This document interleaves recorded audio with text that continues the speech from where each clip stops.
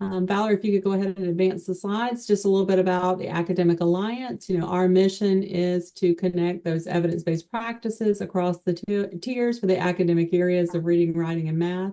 And so we look for evidence-based practices that can be carried out through any content area across grade level, and definitely assistive technology is one of those great areas and topics that can be infused into a lot of instruction for students and should be considered by all IEP teams for all students. So the Academic Alliance, we're a small but mighty team. On the next slide, you'll see who we are. Dr. Mitch Yell is our senior advisor. I am Deanna Parrish, the program director. I have on the call with me today Jenny Saunders, our program coordinator, and Dr. Susan Thomas, our lead facilitative coach. And I'm very happy to welcome Valerie Crozen and her team from Charleston County School District to talk with us about assistive technology. Had the privilege to work with these great people now many years ago, but I do know that they are great and impacted my professional practice in this area. So thanks, Valerie and team, for joining us today. Absolutely. Thanks for inviting us. We always love to seize any opportunity to talk about assistive technology. It is a huge, huge area, but a necessary area. And so it's been actually a challenge for me to try to stay focused on kind of the beginning level piece of assistive technology and having a common understanding of what it is. Some of my team members are on here. I am one of the speech pathologists that is on the assistive technology team in Charleston County School District. And there are currently 6 team members. Some of them are joining us, but the one team member that is actually going to chime in and talk about some resources later is Jordan Falkowitz, who is the occupational therapist on the team with me.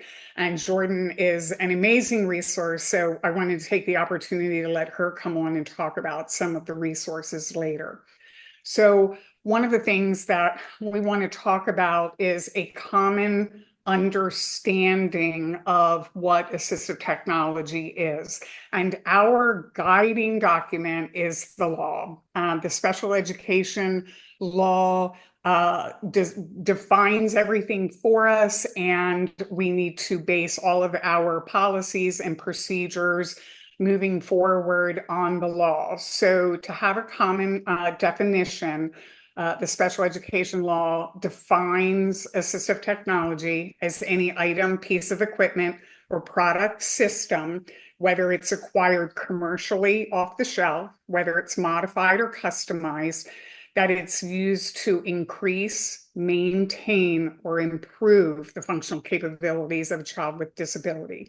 So we have to be clear on what functional capabilities mean. And that functional capabilities are the abilities of students to participate in tasks of learning and daily living as independently as possible. So that's what assistive technology strives to do, is to improve those the access to their learning environment. The great thing about that definition within the law is the flexibility that it gives us as assistive technology providers. So the wonderful thing about it is it does not within the law define what an AT device is. It doesn't name a specific tool. And it gives the IEP team flexibility to make decisions about what tools are appropriate for students. When a tool becomes assistive technology is when it's been identified as educationally necessary and it's documented within the student's IEP. So we need to have some documentation that says it is necessary for a child to have it to come under that assistive technology umbrella. So this is just a simple example that a computer with a word processing program that might also encompass word prediction can be considered assistive technology for a student who demonstrates difficulty within written expression. The most important piece of all of it is data. The IEP team has to have evidence supporting that it is educationally necessary. And there is a process, just like for everything, there's a process for that too. Let's see, moving forward. Sorry about that. Also, within the law, it's not just the tool, but the law also says we need to look at assistive technology services. And that's defined as any service that is directly assists a child with a disability in the selection, the acquisition of, or the use of an assistive technology device. So you'll see some bullets there. And these are some of the services that we provide on a daily basis. It's not limited to these, but these are the primary services that we provide as assistive technology specialists. We facilitate evaluation, the acquiring of the device that we are wanting to either trial or that we've determined is necessary. We look at selecting and a lot of customizing, especially for our students with communication difficulties. The training and the technical assistant to all of the people that are listed there, professionals and families, that consumes a lot of our time. And it is one of the most essential pieces of having children successful when we put assistive technology in place. Sorry, I don't know why my computer's going a little crazy. So IDA also has some information about the provision of assistive technology. So we've got the tools, we have the services. Now, what do we do about providing it? And within IDA, it states that a public agency must ensure that the devices and the services are made available to a child with a disability if required as part of the child's special education related services or supplementary aids and services. So we must ensure as an entity that they are provided. If the IEP team also must consider a student's need for these devices and services at each IEP development. And that in itself is a challenge, building the capacity of all of the IEP teams to understand what does that consideration process look like. But the law says we have to, and it is also one of the special factors within within the IEP program. So you'll see at the bottom, I just took a screenshot of where it is now in the ED plan, and it is a collaborative decision. It cannot be done in isolation. To really go through the consideration process, you have to have people at the table that have expertise in the area that the student is having accessibility problems with. So if I have a child with communication, I've got to have a speech pathologist who is knowledgeable in the area of augmentative communication. If I have a child with a motor written expression, I need to make sure that I have my occupational therapist at the table. So it is a team decision. Simply put, AT provides students with disabilities access to the general education curriculum, and it needs to be provided. It needs to be provided if it's required to help students accomplish educational tasks. How do we determine if it's required? Data. You'll hear data a million times all the way through the presentation. And that is, in and of itself, how we collect data on the tools is something that we train on often. So it is a process, and it is looking at assistive technology and making determinations is all part of what we call the consideration process. And every single piece of what I've spoken to so far is part of what we train on as AT team members. So this is one of our favorite graphics. We were just talking about our umbrella this morning. So there are a lot of areas that we look at accessibility for. Do students have accessibility for all of their learning tasks. These are all of the areas that you see on the screen where we can look at accessibility for students. You'll notice that some of them are green and some of them are blue. The ones in green, accessibility, behavior, communication, fine motor, listening comprehension, math, motor, reading, transition, and written expression. Those are in green because those are really what my team focuses on. These are the students that we consult primarily on. The other ones, we have vision specialists in the district who are looking at Braille and orientation and mobility, and students with vision and any of the equipment that they might bring. All of those things that are required by those students are considered assistive technology, but typically in our district and other districts, there are other providers that are responsible for looking at AT in those areas. The same with our hearing would be our audiologists. So although we have a team in Charleston County of 6 AT team members, we have our audiologist looking at AT supports within her area. We have vision specialists within their area. And we also have autism itinerant specialists who are putting visual supports in place for students to support behavior and transition. And all of those things, if a child requires them, for accessibility are also considered assistive technology and would be documented within the IEP. One of the leading professional organizations that we have to stay up to date with is an organization called RESNA, and that stands for Rehabilitation Engineering and Assistive Technology Society of America. And they now have a licensure. So some of us on the team actually are licensed through RESNA.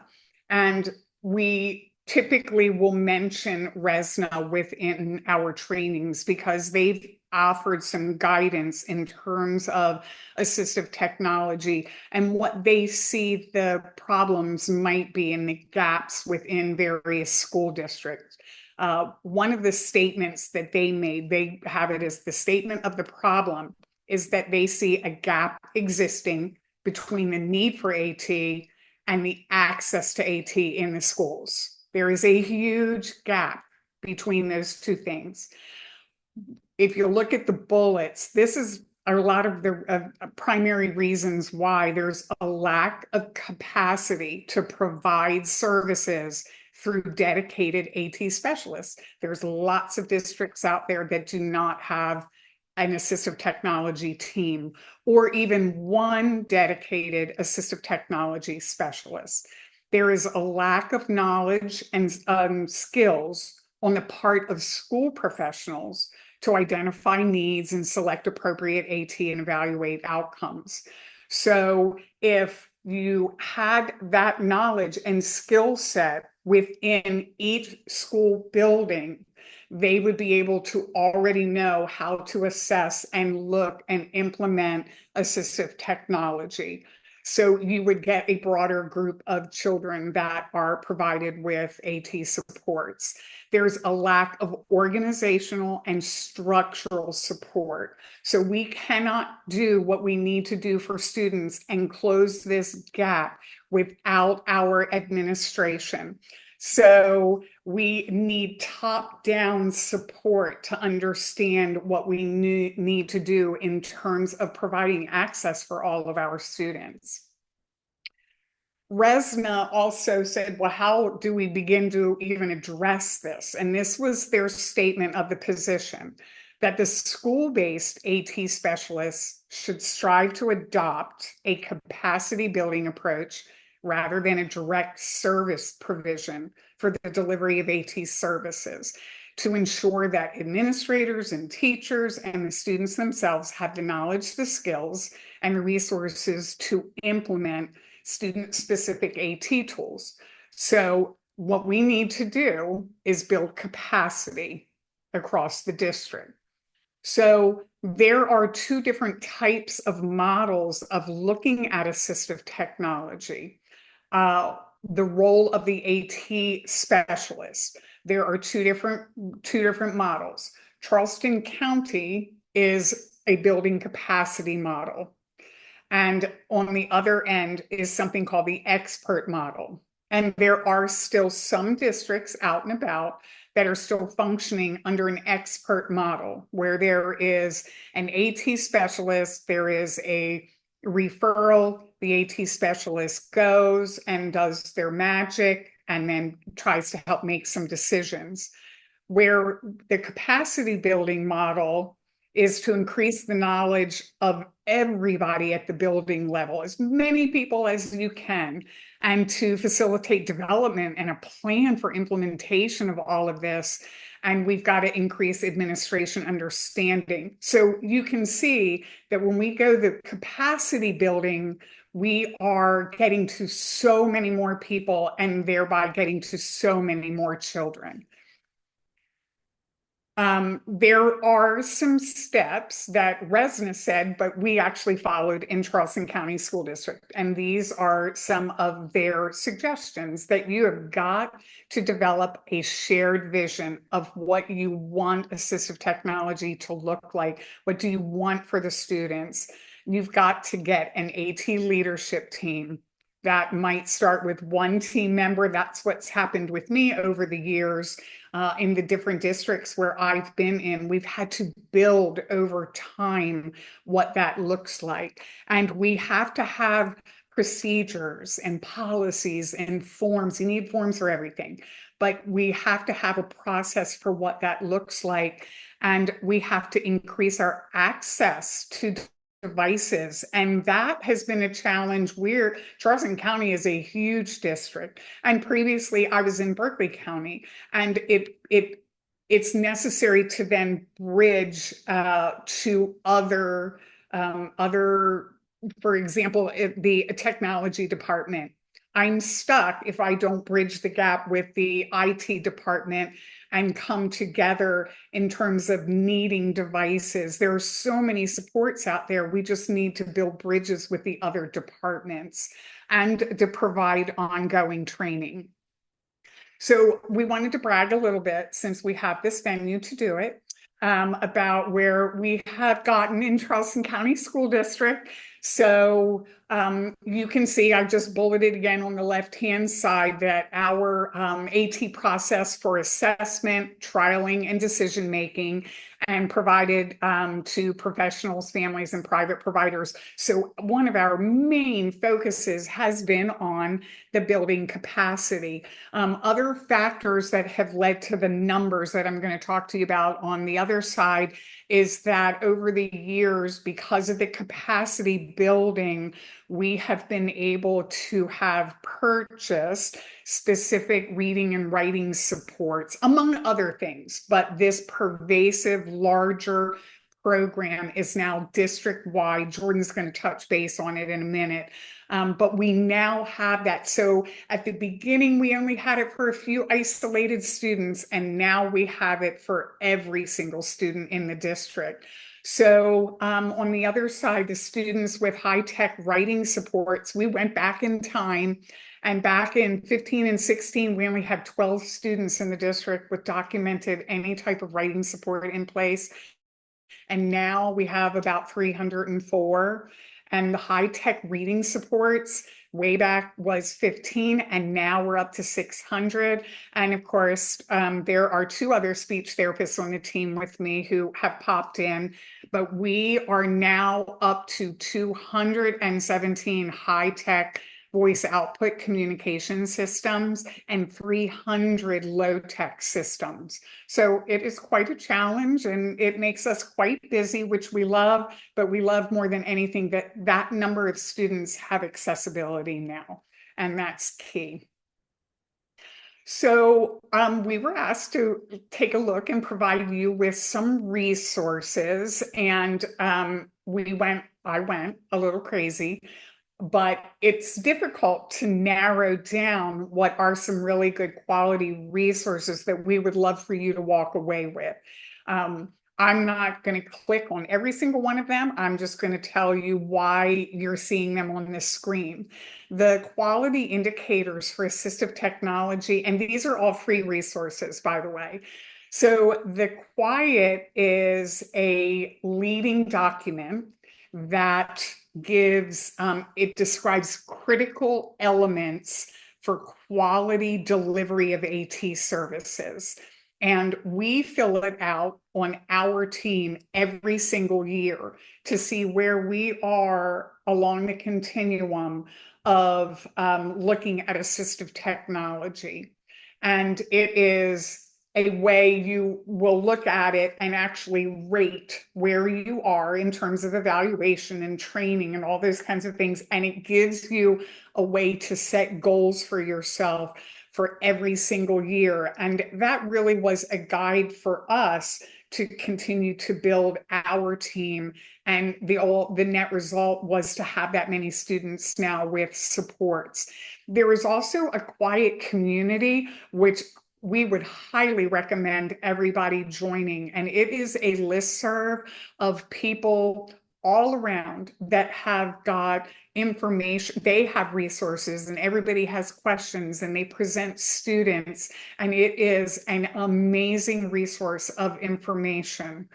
The Wisconsin Assistive Technology Initiative has been around for quite some time, and they were one of the initial leading assistive technology teams out of Wisconsin. And they have wonderful resources on there when you have a student and you're trying to consider the needs of the student and what you might look at. They have got some free resources on that systematic approach of looking at a student.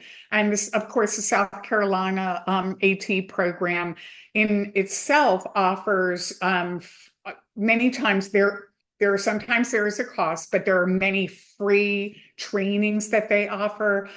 They have a lab where you can go and try different things. And so they are a wonderful resource as well. There are many counties that don't have access to the equipment that we do, and they actually have a loan program. So that's a great resource. The SET framework is one that we cannot live without. It is also a free resource. It would take a whole nother training for you to talk about the SET framework, but it is well worth investigating. And what it does is it gives you a systematic way of looking at your student and considering the student and considering all the environments that they are learning in and considering all the tasks they have to do and then considering the tools. So the mistake that we find a lot is everybody is all of a sudden jumping to the tool and asking us for something where they have not thought about the student, the environments, and all the tasks that that student needs accessibility to. The Georgia Project is also another wonderful website, and we have based a lot of many of our procedures and policies based on some of their information. And I already talked to you about RESNA, and the Hyatt is out of Montgomery County in Maryland, and they we were just talking about them today. They started as a sort of an AT website, and they have built so much capacity that they have now moved to calling it accessible technology for all students. And then they have one part for assistive technology. They are an amazing resource of information. So we would really recommend taking a look at their website. I'm going to let Jordan jump in and talk about some of these tools that she put together. Thanks, Valerie. So I put a couple free resources together for the area of writing. That's primarily the area that I work in as an occupational therapist. We see a lot of writing needs. One of the best free resources that's on this sheet, and I would say maybe in general, is the DeCoste writing protocol. It is how we assess different writing tools and how effective they are for meeting the needs of students. So it's one of our primary data collection tools when we're determining what's the appropriate support for a student to use in the classroom. And now they've made it available free. So you can just click the link here and download your own copy. One of the other really great things about it's actually the DeCoste writing protocol, is that it is supported by a ton of research, which they have several hundred pages in the front of that assessment protocol. And you can use that to kind of guide your decision making, but you can also use it when you're talking to other team members or other departments about why it's important, even other parents if you're working with IEP teams. So I really think the DeCoste writing protocol is probably just a wonderful assessment tool for everyone. And then I included a few built-in tools that you can find on Chromebooks and iPads. Those are the two primary tools or devices that we use in our district. And there are great built-in tools. I would consider these a good starting point.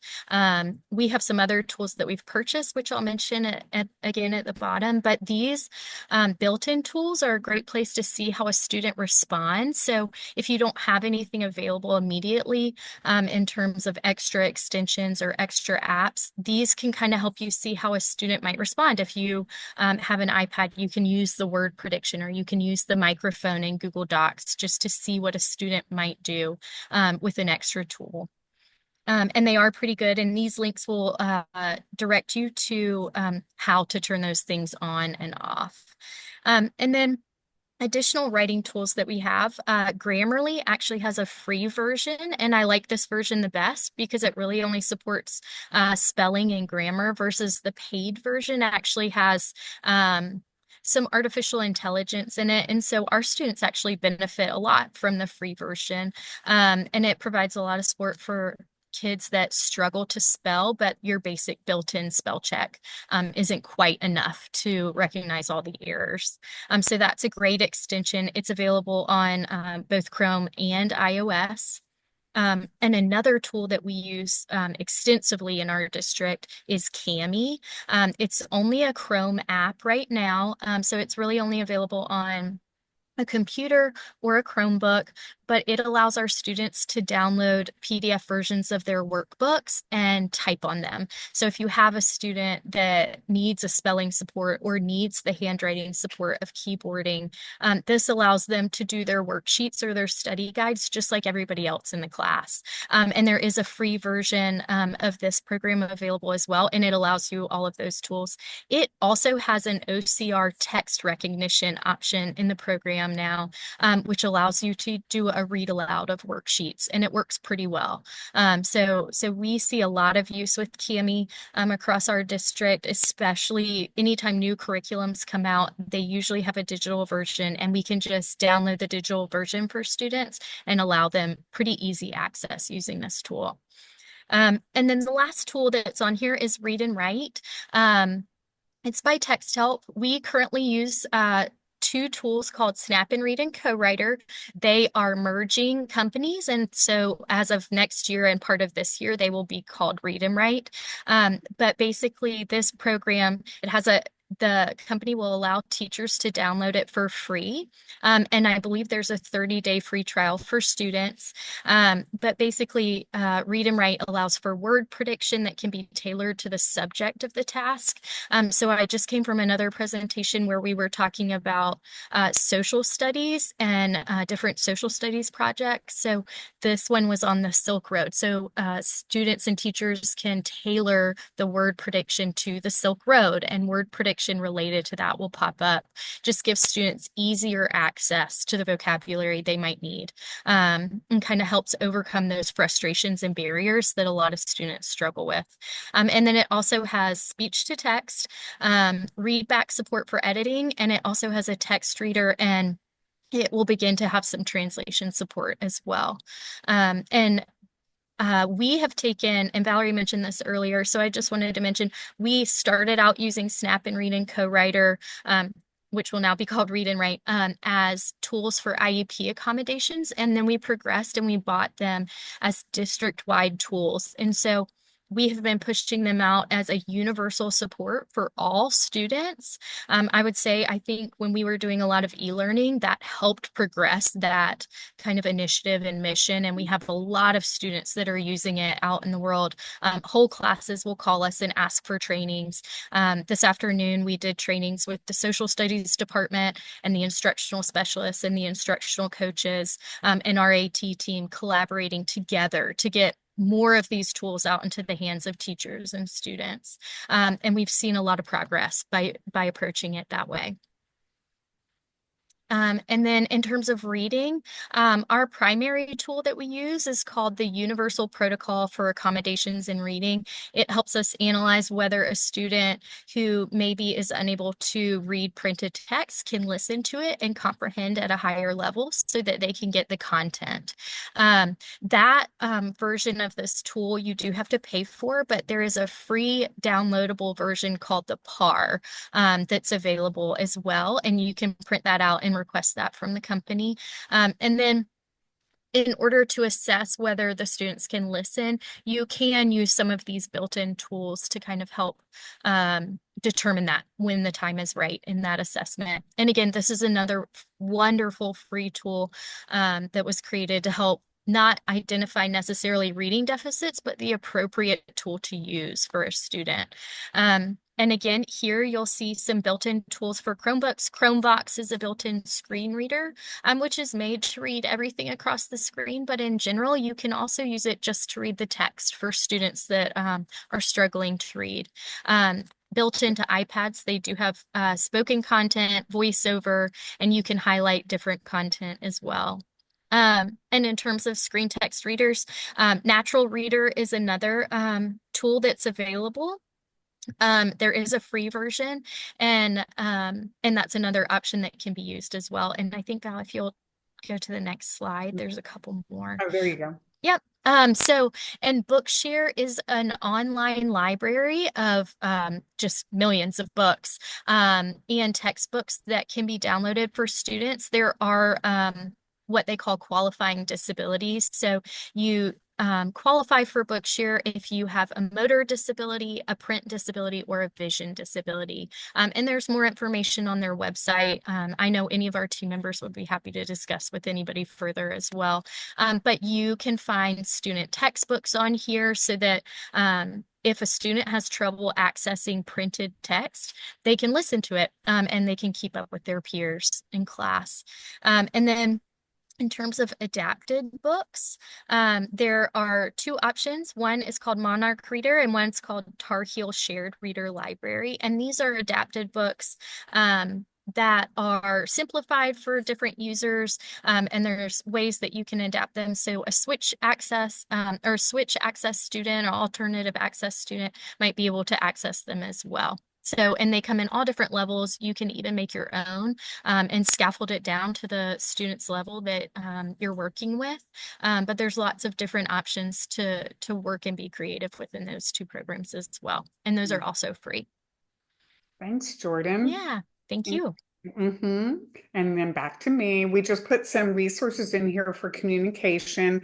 Some of the tools that we use for assessment. The communication matrix has to be one of our favorite things on the planet.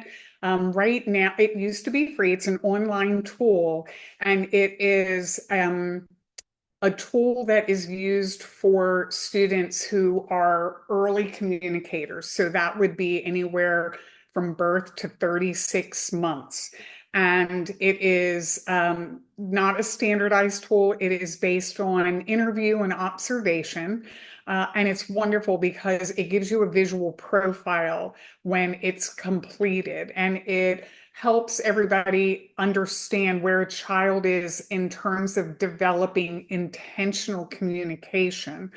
And whether they have any kind of symbolic development yet. It used to be free, and now they charge $5 per credit. And so each time you fill it out is 1 credit, and it is an invaluable tool. All of the students that come through our Child Find evaluation process, this is actually part of the battery of things that are used with them. There is a variation of it, an augmentative communication, cortical vision impairment version that professionals and families can look at to balance the result of the matrix while also considering the implications with the CVI diagnosis.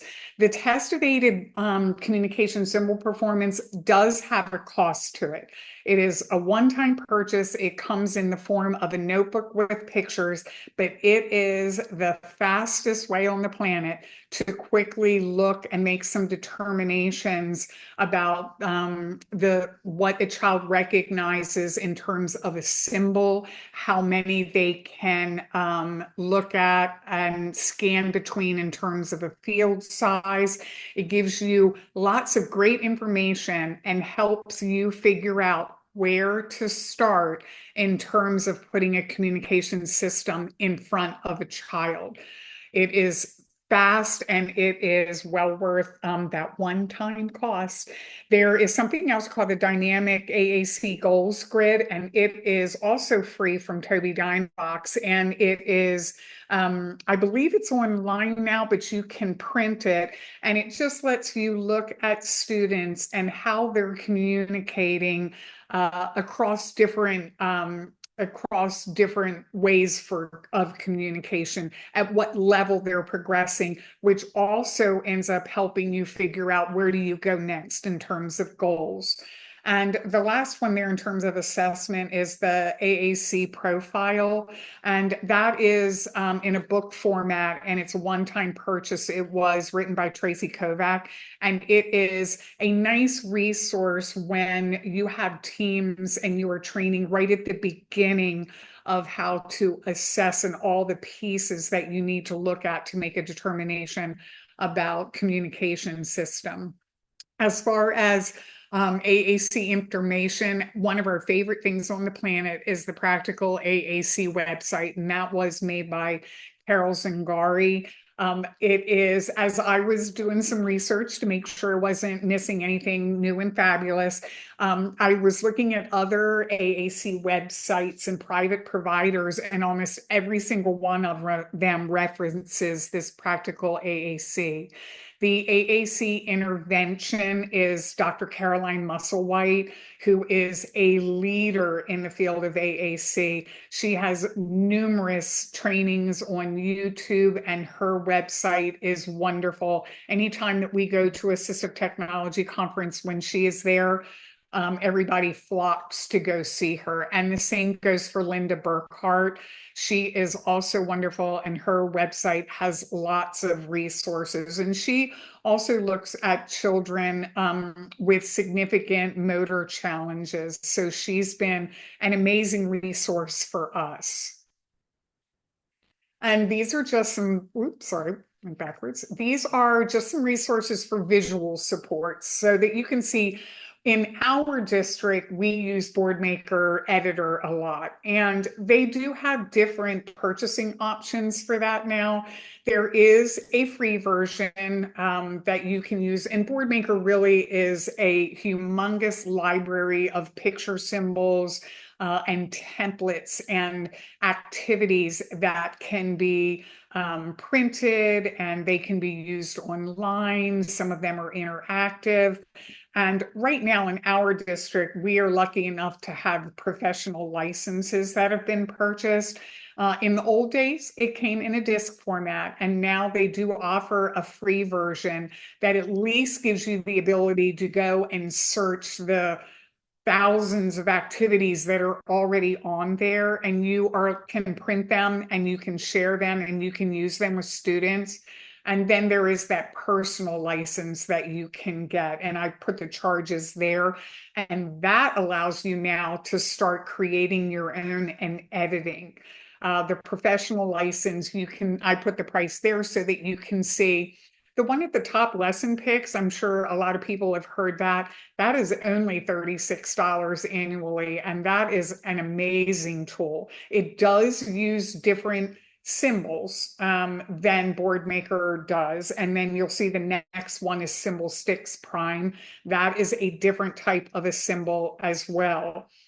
We use a curriculum within our district called ULS, and Symbol Sticks is built in there. As a speech pathologist, if we did not have ULS in the district as a curriculum, then having a license for Symbol Sticks Prime, it would well be worth the money. Not free, but it's sort of relative, and that cost is amazing for what is available within that program. And of course, there's always teacher pay teacher, and for minimal amount, there are so many wonderful adapted materials now available within that for augmentative communication.